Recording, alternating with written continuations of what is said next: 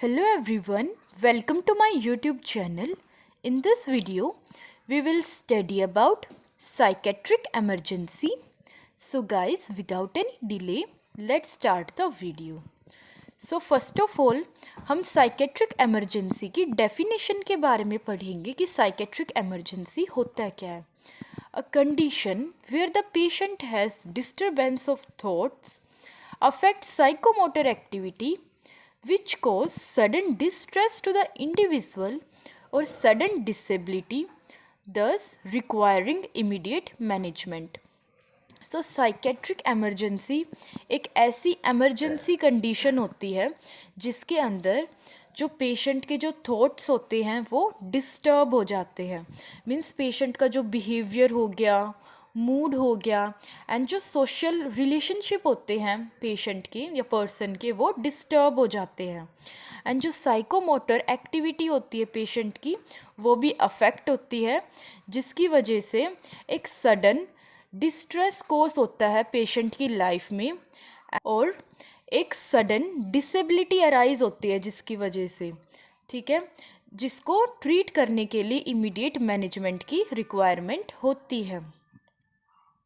Next हम पढ़ेंगे types of psychiatric emergency. First type is suicidal threat और attempt. सो suicidal threat और attempt क्या होता है, इसके अंदर जो ह्यूमन होता है वो इंटेंशनली अपने आप को किल करने का अटेम्प्ट करता है या अपने आप को किल करने का ट्राई करता है. ठीक है, इसके जो आउटकम्स होते हैं वो बहुत ही डेंजरस होते हैं.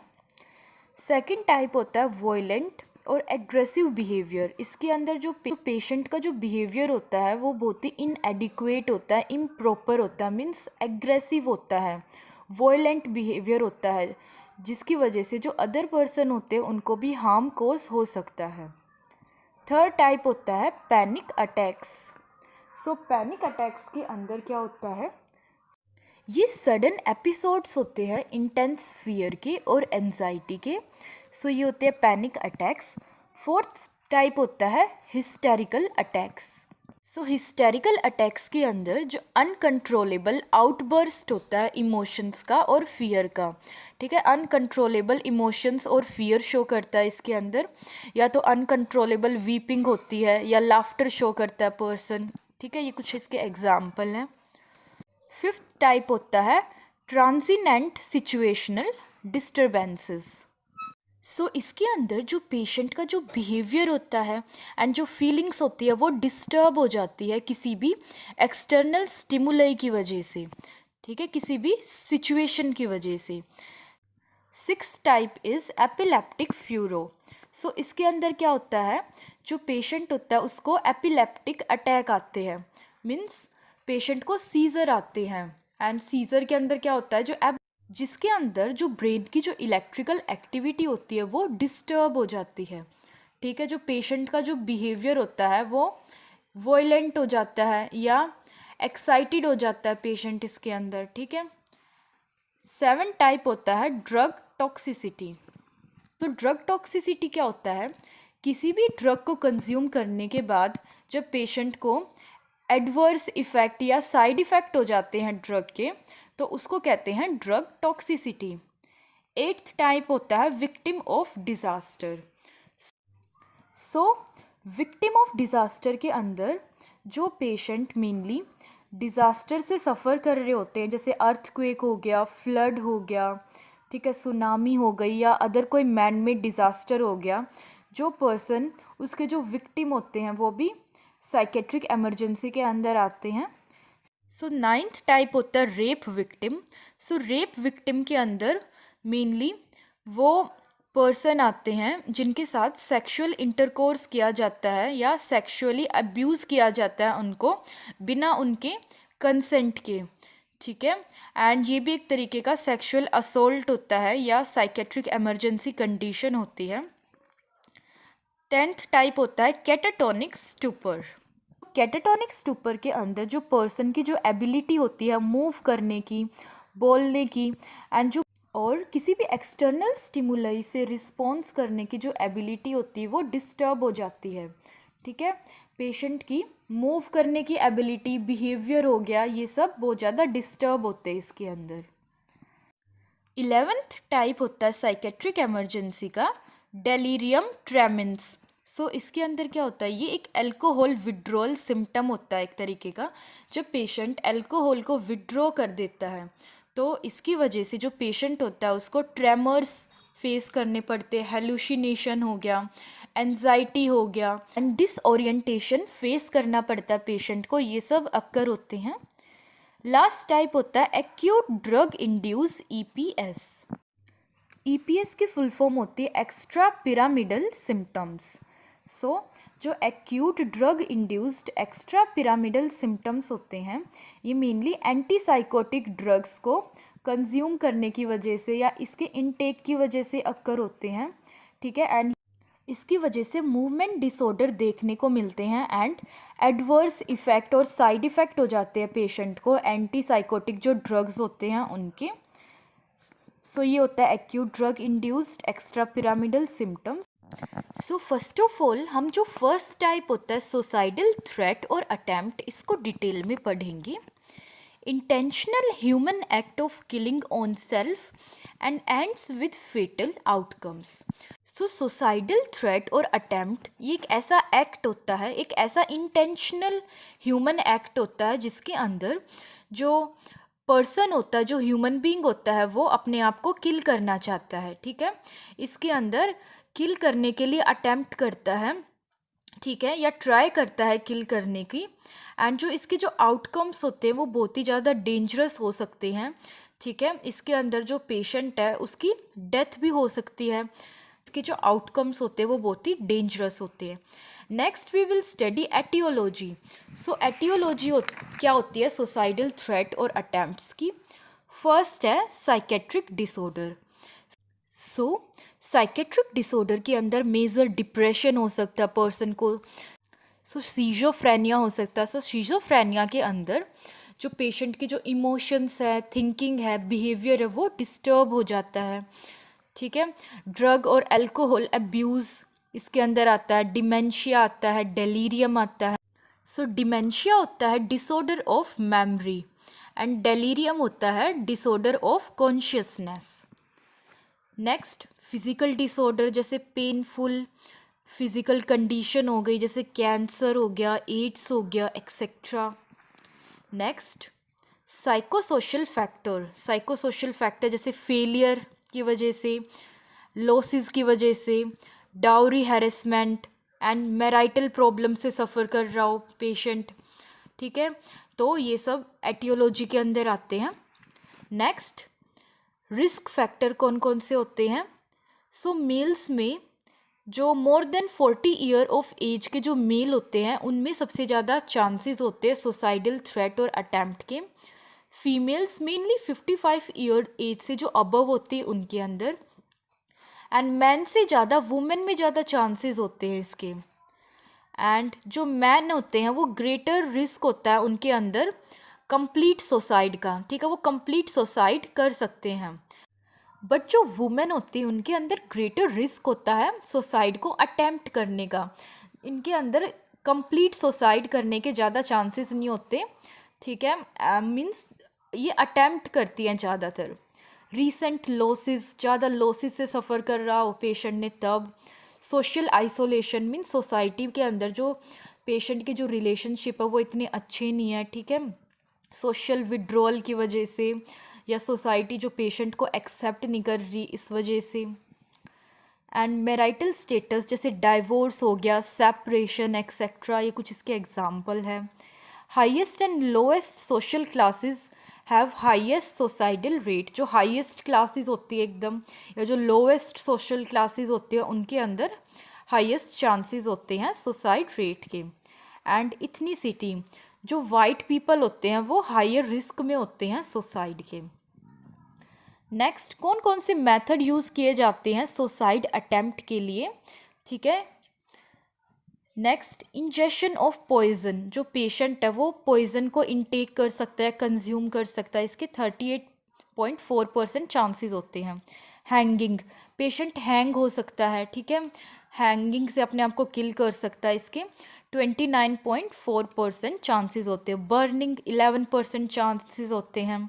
एंड ड्राउनिंग, सो ड्राउनिंग का मीनिंग होता है डाई इन वाटर, ठीक है, वाटर के अंदर जंप करके, ठीक है, पर्सन अपनी लाइफ को किल कर सकता है। जैसे किसी भी पूल के अंदर जंप कर सकता है, ठीक है, अपने आप को किल करने के लिए, जिसकी डेप्थ ज़्यादा होती है, ठीक है। सो डूबने की वजह से पेशेंट की जो लाइफ है वो थ्रेट हो सकती है इसके अंदर। Next, jumping in front of train on another vehicle.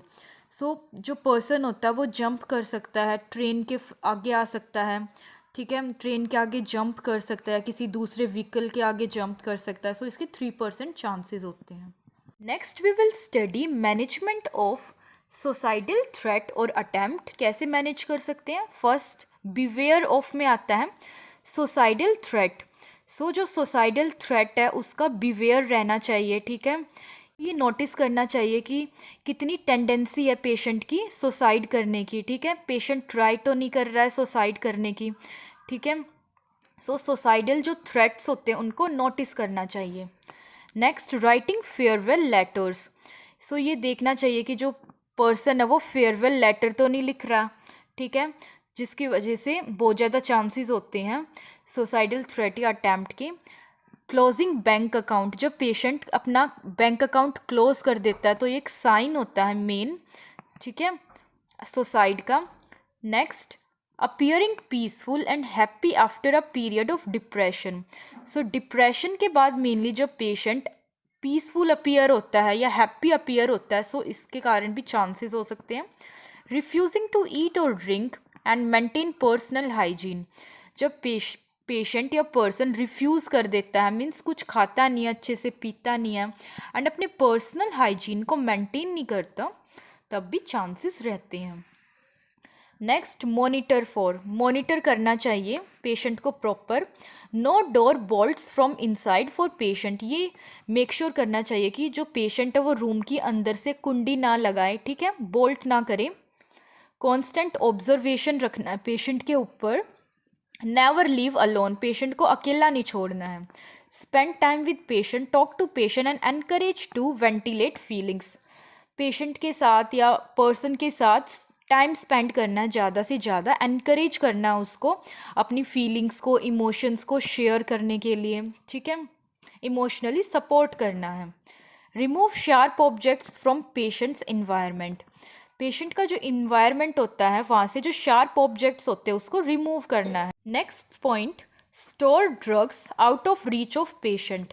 Drugs को स्टोर करना, पेशेंट की रीच से दूर रखना है, ठीक है, पेशेंट के पास ड्रग्स नहीं रखना कोई भी, ठीक है। Encourage him to talk about suicidal plans और मैथड। पेशेंट को या पर्सन को एनकरेज करना है कि वो अपने सुसाइडल प्लान्स के बारे में बताए या उसके जो मेथड्स है वो शेयर करे उसको, ताकि जो सुसाइडल अटैम्प्ट्स है या प्लान है उनको प्रिवेंट किया जा सके। Sedation in case of severe suicidal tendencies.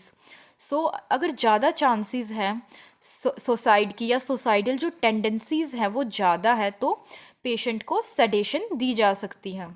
So sedation एक तरीके की ड्रग्स होती हैं जो पेशेंट को काम करने के लिए एंड रिलैक्स करने के लिए दी जाती है, ठीक है। Enhance self esteem. So patient की जो सेल्फ एस्टीम होती है उसको एनहेंस करना चाहिए। पेशेंट का जो कॉन्फिडेंस है उसको बिल्टअप करने की कोशिश करनी चाहिए।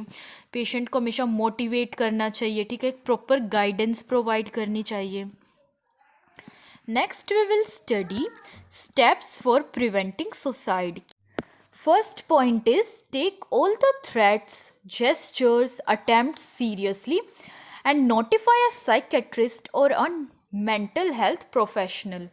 सो पेशेंट के जो भी थ्रेट्स हैं, जेस्चर्स हैं और जो अटेम्प्ट्स हैं उनको सीरियसली लेना है, ठीक है, उनको लेट गो नहीं करना है, एंड नोटिफाई करना है साइकेट्रिस्ट को एंड मेंटल हेल्थ प्रोफेशनल्स को, ताकि जो पेशेंट की जो लाइफ है उसको सेव किया जा सके प्रॉपर टाइम पर। Next point, psychiatrist should quantify the seriousness of the situation and take measures. So जो साइकेट्रिस्ट होते हैं उनको क्वांटिफाई करना या डिटरमाइन करना है जो सीरियसनेस होती है सिचुएशन की, ठीक है, कि पेशेंट की जो कंडीशन है वो कितनी सीरियस है, इसको डिटरमाइन करना ताकि मेजर्स लिए जा सके, इंपॉर्टेंट स्टेप्स लिए जा सके एंड प्रॉपर इंटरवेंशन प्रोवाइड किया जा सके पेशेंट की लाइफ को सेव करने के लिए। थर्ड स्टेप होता है inspect physical surrounding and remove all means of committing suicide like sharp objects, ropes, drugs and fire arms etcetera. So patient की जो सराउंडिंग होती है उसको प्रॉपर इंस्पेक्ट करना है, ठीक है। ये मेक श्योर करना है कि जो पेशेंट है उसके पास कोई भी डेंजरस ऑब्जेक्ट तो नहीं है, ठीक है। जो भी ऑब्जेक्ट्स हैं जिससे जो पेशेंट है वो सुसाइड कमिट कर सकता है उनको रिमूव करना, जैसे शार्प ऑब्जेक्ट्स हो गई, रोप्स हो गई, ड्रग्स हो गई, फायर आर्म्स हो गई एक्सेट्रा। नेक्स्ट, काउंसलिंग प्रोवाइड करनी है, पेशेंट को गाइडेंस प्रोवाइड करना है। सो पेशेंट को एक प्रॉपर एडिक्वेट बिहेवियर प्रोवाइड करने के लिए, ठीक है, एंड जो माल एडेप्टिव बिहेवियर है उसको प्रिवेंट करने के लिए proper counselling and guidance provide करना है। Next point, treatment of psychiatric disorder with medication, psychotherapy and ECT. So जो साइकेट्रिक डिसऑर्डर से सफ़र कर रहा है पेशेंट, तो उसको प्रॉपर टाइम पर मेडिकेशन राइट डोज पर प्रोवाइड करनी है, ठीक है। साइकोथेरेपी प्रोवाइड करनी है पेशेंट को। सो पेशेंट की बिहेवियर, थॉट्स, इमोशंस को चेंज करने के लिए जो साइकोथेरेपी होती है, एक तरीके की टॉक थेरेपी होती है, ये प्रोवाइड की जाती है पेशेंट को। या ECT, ECT means electro convulsive therapy. So इसके अंदर ये एक ऐसा प्रोसीजर होता है जिसके अंदर जो पेशेंट का जो ब्रेन है उसके थ्रू इलेक्ट्रिक करंट पास किए जाते हैं। ये मेनली एनेस्थीसिया के अंडर किया जाता है ताकि जो पेशेंट का जो प्रॉपर बिहेवियर है उसको मेंटेन किया जा सके, ठीक है। एंड जो साइकेट्रिक डिसऑर्डर है जिससे पेशेंट सफ़र कर रहा है उसको ट्रीट करने में भी ये बहुत ही ज़्यादा हेल्पफुल होती है। लास्ट स्टेप होता है follow up care is very important to prevent future suicidal attempts और सुसाइड। सो पेशेंट को फॉलो अप केयर भी प्रोवाइड करनी चाहिए, ठीक है, ताकि जो फ्यूचर में सुसाइडल अटैम्प्ट्स और सुसाइड के जो चांसेस है उसको डिक्रीज़ किया जा सके या प्रिवेंट किया जा सके। सो फॉलो अप केयर के अंदर क्या होता है, इसके अंदर मेडिकेशन और केयर प्रोवाइड की जाती है प्रॉपर एक साइकेट्रिक ट्रीटमेंट के बाद या मेडिकल ट्रीटमेंट के बाद। सो वो होती है फॉलो अप केयर, ताकि पेशेंट के जो सुसाइडल अटैम्प्ट्स है या सुसाइड है उसको प्रिवेंट किया जा सके, फ्यूचर में इनके जो चांसेस है वो डिक्रीज हो सके। सो गाइस, ये था सुसाइडल थ्रेट और अटेम्प्ट्स। एंड नेक्स्ट वीडियो के अंदर इसके जो अदर टाइप है उसको स्टडी करेंगे, जैसे violent aggressive behaviour, panic attacks, hysterical attacks. इन टॉपिक्स को पार्ट 2 होगा जो वीडियो का, उसके अंदर स्टडी करेंगे। ये पार्ट 1 था। So that's it for today. I hope you understood the topic and thank you for watching my video. If you really liked my video, then don't forget to like and subscribe to my channel and also hit the bell icon to get notification of my next video.